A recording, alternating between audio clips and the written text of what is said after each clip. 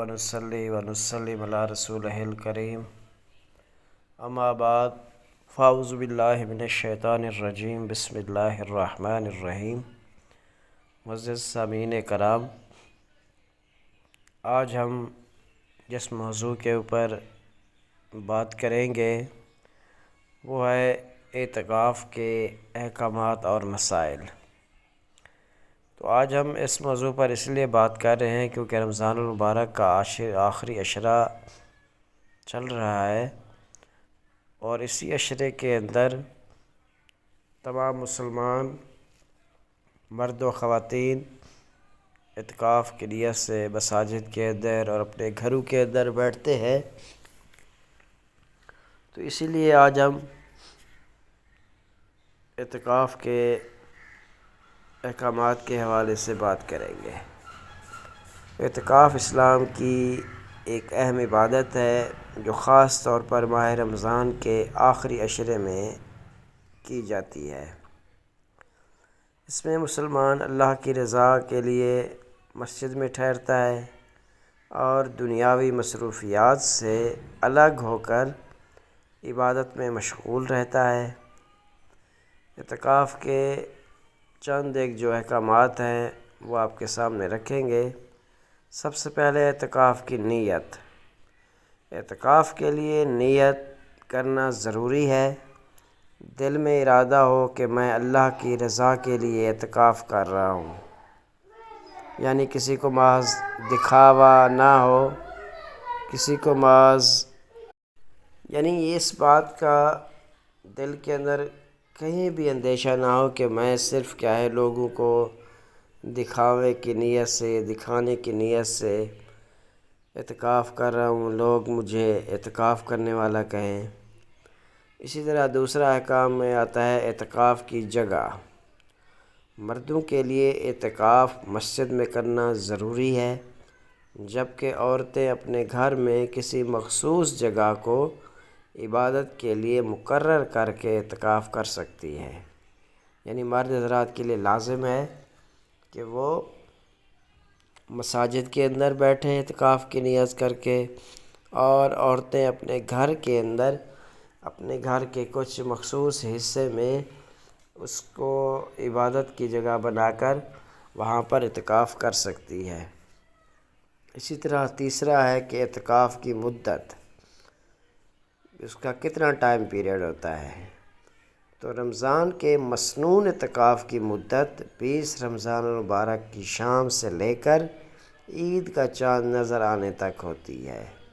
یعنی جو سنت اعتکاف ہے وہ آخری عشرہ مکمل بیٹھنا ہوتا ہے۔ اور اسی طرح اگر آپ نفلی اعتکاف بیٹھتے چاہیں تو وہ آپ کسی بھی وقت بیٹھ سکتے ہیں، کسی بھی ٹائم کے لیے بیٹھ سکتے ہیں۔ اب اسی طرح چوتھے احکامات میں آتا ہے مساجد میں قیام۔ تو معتکف کو اعتکاف کے دوران مساجد میں رہنا چاہیے اور بلا ضرورت مسجد سے باہر نہیں نکلنا چاہیے۔ اب ضروری کاموں کے لیے باہر جانا، یعنی کون سے ایسے ضروری کام ہیں جن کے لیے وہ باہر مسجد سے جا سکتا ہے۔ اس میں سب سے پہلے قضاء حاجت یعنی بیت الخلاء کے لیے جانا۔ دوسرا ہے کہ وضو یا غسل اگر مسجد میں انتظام نہ ہو تو تب مسجد سے باہر جا سکتا ہے۔ تیسرا کھانے پینے کا انتظام اگر کوئی دینے والا نہ ہو، یعنی اگر کوئی بندہ ایسا ہے جس کے اندر اور کوئی بندہ دوسرا نہیں ہے، مرد حضرات یا بچہ کوئی جو اعتکاف والے کو مسجد میں آ کر کھانا دے سکے، تو ایسی صورت میں اعتکاف کرنے والا مسجد سے باہر جا سکتا ہے۔ اب آتے ہیں کہ کون سی ایسی چیزیں ہیں جس کی وجہ سے اعتکاف ٹوٹ جاتا ہے یا اعتکاف فاسد ہو جاتا ہے۔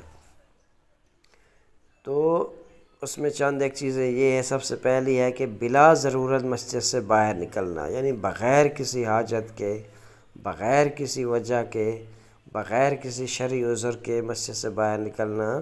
آپ نکلیں گے تو آپ کا اعتکاف ٹوٹ جائے گا۔ اسی طرح بیوی سے مباشرت کرنا، یعنی اگر آپ اعتکاف کے دوران بیوی سے مباشرت کریں گے تو آپ کا اعتکاف ٹوٹ جائے گا۔ تیسرا ہے کہ روزہ توڑ دینا، کیونکہ رمضان کے روزے میں اعتکاف شرط ہے، یعنی اعتکاف کے لیے روزہ لازم ہے، شرط ہے۔ اگر آپ روزہ نہیں رکھیں گے یا روزہ توڑ دیں گے تو آپ کا اعتکاف فاسد ہو جائے گا۔ اب ہے کہ اعتکاف میں کرنے والے کام کون سے ہیں؟ تو اعتکاف کے دوران زیادہ سے زیادہ عبادت کرنی چاہیے۔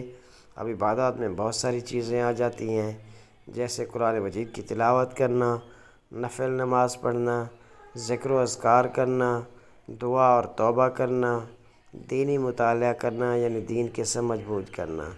اسی طرح اعتکاف کے لیے یہ بھی ضروری ہے کہ فضول کاموں سے ہمیں اپنے آپ کو بچائے، یعنی اعتکاف میں دنیاوی باتوں، فضول گفتگو اور وقت ضائع کرنے سے بچنا چاہیے۔